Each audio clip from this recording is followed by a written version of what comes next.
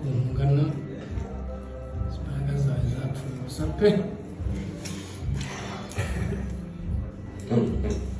kungana gutya ariko agatungwa n'urwenya yanze kurungwa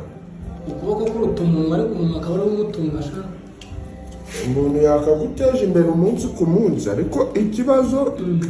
umuntu ajya kumuhagaze hejuru uri gukamera ibiki birahwerera agutanga ku rufu hombya akaba ntashobora gukoramo twe turatwara barariye ahubwo bariye mbere bitari byagira inkozi bazagiro kidazenye bite mu bintu undi uri hano we urumva ijwi gusa ni muri bumurebe bande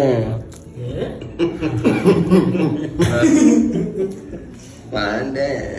nzakora imbere yawe mwana acha bwana we